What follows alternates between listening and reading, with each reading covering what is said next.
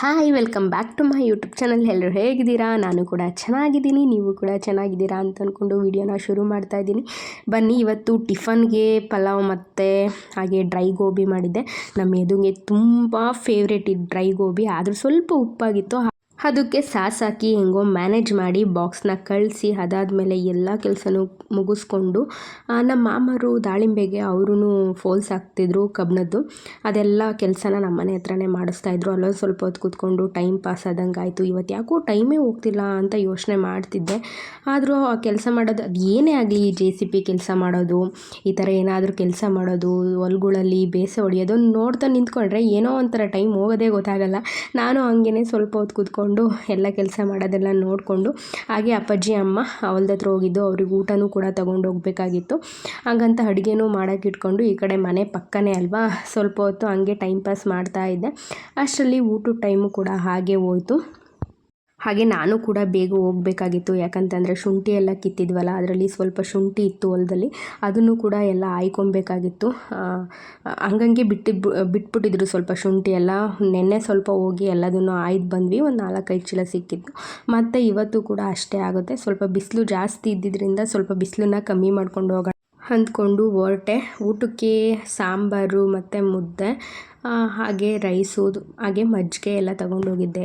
ಏನೇ ನೀವು ಹೊರಗಡೆ ಊಟ ಮಾಡೋದ್ರಲ್ಲಿ ಸಿಗೋವಷ್ಟು ಖುಷಿ ಇನ್ಯಾವುದ್ರಲ್ಲೂ ಸಿಗಲ್ಲ.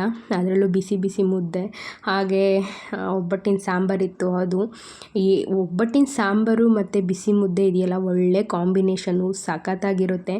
ನೀವು ಒಂದು ಸಲ ಟ್ರೈ ಮಾಡಿ.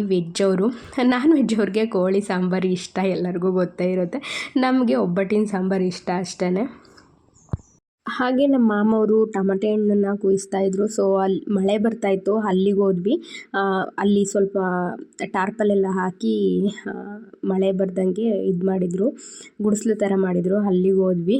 ಬಟ್ ಹಂಗಾದ್ರೂ ಆ ಕಡೆಯಿಂದ ಈ ಕಡೆಯಿಂದ ಮಳೆ ಜೋರಾಗಿ ಬರ್ತಿತ್ತ, ಗಾಳಿ ಎಲ್ಲ ಬೀಸ್ತಿತ್ತು. ಆ ಟಾರ್ಪಲ್ ತಡಿತಾನೇ ಇರಲಿಲ್ಲ.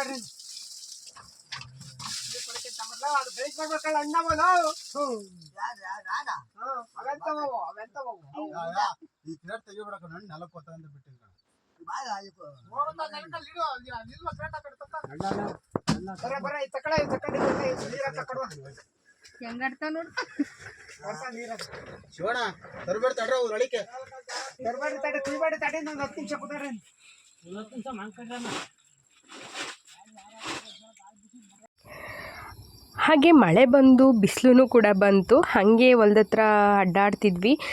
ನಮ್ಮ ಹೊಲದ ಪಕ್ಕದಲ್ಲಿ ಒಂದು ಕೆರೆನ ಮಾಡಿದ್ದಾರೆ, ಅಂದರೆ ಕೆರೆ ಇತ್ತು, ಅದನ್ನ ಹೇರಿ ಮಾಡಿದ್ದಾರೆ. ಅದಕ್ಕೆಲ್ಲ ಸ್ವಲ್ಪ ಕಲ್ಲು ಎಲ್ಲ ಕಟ್ಬಿಟ್ಟು ಇನ್ನೂ ಸ್ವಲ್ಪ ದೊಡ್ಡದಾಗಿ ಮಾಡಿದ್ದಾರೆ. ಅದನ್ನ ನೋಡ್ಕೊಂಬರೋಣ ಅಂತ ಹೋದ್ವಿ ಎಲ್ಲರೂ. ಹೇಗೆ ಮಾಡಿದ್ದಾರೆ ಕಟ್ದಾಗಿಂದ ನೋಡೇ ಇರಲಿಲ್ಲ. ಈ ಕೆರೆಗೆ ಮಳೆ ಬಂದು ನೀರೆಲ್ಲ ಬಂದರೆ ತೋಟಗಳಿಗೆಲ್ಲ ನಮಗೆ ಉಪಯೋಗ. ಹಾಗಾಗಿ ಅದು ನೋಡ್ಕೊಂಡು ಬರೋಣ, ನೀರೇನಾದ್ರು ಇದ್ದಾವ. ತುಂಬ ದಿನ ಆಗಿತ್ತು, ನಾವು ಚಿಕ್ಕ ಮಕ್ಕಳಲ್ಲೆಲ್ಲ ಇಲ್ಲಿಗೆ ಆಟ ಆಡೋಕ್ಕೆಲ್ಲ ಬರ್ತಿದ್ದು. ಹಾಗಾಗಿ ನೋಡ್ಕೊಂಡು ಬರೋಣ ಹೇಗಿದೆ ಇವಾಗ ಅಂತ ಹೋದ್ವಿ. ಬಟ್ ನೀರೇ ಇರಲಿಲ್ಲ, ಸ್ವಲ್ಪ ಇದ್ದು. ಏನಾದರೂ ಗುಡ್ಡದಲ್ಲಿ ದನ ಏನಾದರೂ ಮೇಯಿಸಿದ್ರೆ ಕುಡಿಸ್ಕೊಂಡು ಹೋಗೋವಷ್ಟು ನೀರುಗಳಿದ್ದು ಅಷ್ಟೇ. ಚೆನ್ನಾಗಿ ಕೆರೆ ಎಲ್ಲ ಮಾಡಿದರು, ಚೆನ್ನಾಗಿ ಮಾಡಿದರು. ಬಟ್ ಏನು ಮಾಡೋದು, ಮಳೆ ಇಲ್ಲ, ನೀರಿಲ್ಲ. ಒಂದು ಸಲ ಮಳೆ ಬಂದು ಕೆರೆ ತುಂಬಿಕೊಳ್ತು ಅಂತಂದರೆ 1-2 ವರ್ಷ ಚಿಂತೆ ಇರಲ್ಲ ರೈತರುಗಳಿಗೆ. ತೋಟದಲ್ಲಿ ಬಾವಿ ಎಲ್ಲ ಚೆನ್ನಾಗಿ ಓಡ್ತವೆ. ಹಾಗಾಗಿ ಅದನ್ನೇ ಮಾತಾಡ್ಕೊಳ್ತಿದ್ವಿ, ಚೆನ್ನಾಗಿ ಮಳೆ ಬಂದು ಈ ಸಲನಾದರೂ ತುಂಬಿಕೊಳ್ಳಿ ಅಂತ.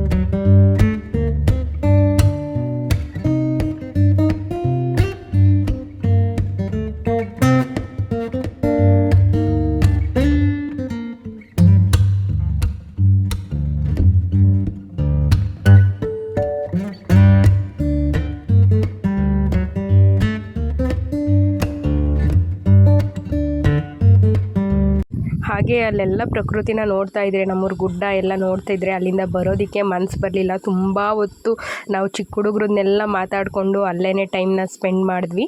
ಸೊ ಇಲ್ಲಿಗೆ ವಿಡಿಯೋನ ಎಂಡ್ ಮಾಡ್ತಾ ಇದ್ದೀನಿ. ಪ್ಲೀಸ್ ವಿಡಿಯೋ ಇಷ್ಟ ಆದರೆ ಲೈಕ್ ಮಾಡಿ, ಶೇರ್ ಮಾಡಿ. ಹಾಗೆ ಹೊಸ್ದಾಗಿ ಯಾರಾದರೂ ವಿಡಿಯೋನ ನೋಡ್ತಾ ಇದ್ದರೆ ಪ್ಲೀಸ್ ಸಬ್ಸ್ಕ್ರೈಬ್ ಮಾಡಿಕೊಂಡು ವಿಡಿಯೋನ ನೋಡಿ, ಹಾಗೆ ನಿಮ್ಮ ಫ್ರೆಂಡ್ಸ್ ಆ್ಯಂಡ್ ಫ್ಯಾಮಿಲಿಗೆ ಶೇರ್ ಮಾಡಿ. ಇಲ್ಲಿಗೆ ವಿಡಿಯೋನ ಎಂಡ್ ಮಾಡ್ತಾ ಇದ್ದೀನಿ. ಬಾಯ್ ಫ್ರೆಂಡ್ಸ್, ಎಲ್ಲರಿಗೂ ಒಳ್ಳೆಯದಾಗಲಿ.